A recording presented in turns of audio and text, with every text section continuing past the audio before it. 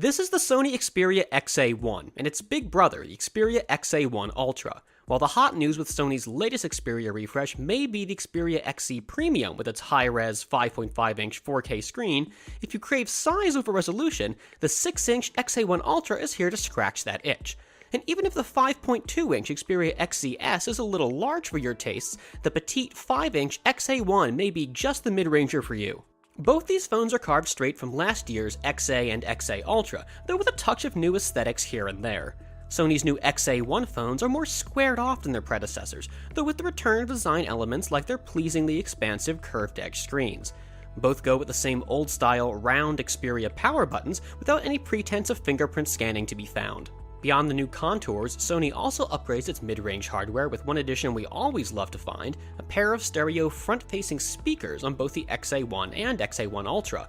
Another evolution lies just around the bend from that bottom speaker, with both phones graduating from micro-USB to reversible USB Type-C. For further upgrades, we're going to have to look within, and while the XA1 and XA1 Ultra both run MediaTek processors, just like last year's editions, these new phones feature much more recent octa-core Helio P20 chips.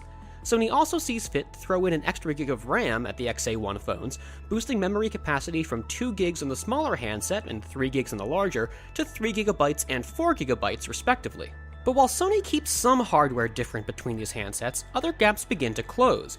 Last year's phones featured vastly different main camera hardware, while the new XA1 handsets both tap into the same 23-megapixel camera sensor Sony once used in the flagship Xperia Z5. That means a 23-megapixel 1/2.3-inch Exmor RS camera with 3-axis optical stabilization. Around front though, the situation's much as we saw with the original XA models. The smaller XA1 gets an 8-megapixel selfie cam, while the XA1 Ultra packs a high-res 16-megapixel front-facer, as well as gets an LED flash, a feature the XA1 lacks. Just as Sony's left the front camera setup unchanged, these new phones go with the same battery setup as their forebears, a tiny 2300 mAh battery for the XA1 and a 2700 mAh component for the XA1 Ultra. Neither model wowed us with its battery stamina last year, nor with its recharge times, but the latter at least could be a correctable situation. These phones both support MediaTek's fast charging system, though you may need to pick up your own charger to take advantage of it.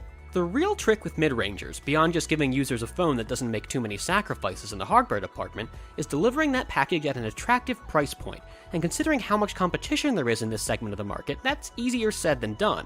Right now, Sony's told us to expect the XA1 to sell for about $300, and while pricing for the XA1 Ultra has yet to be revealed, somewhere around $400 sounds likely. For the hardware you're getting, those prices are alright, but less than extremely competitive, and Sony may have its work cut out for it in getting this hardware into shoppers' hands. Sales of the XA1 get started in late April, with the XA1 Ultra set to follow suit sometime this summer. I'm Stephen Shank with PhoneArena.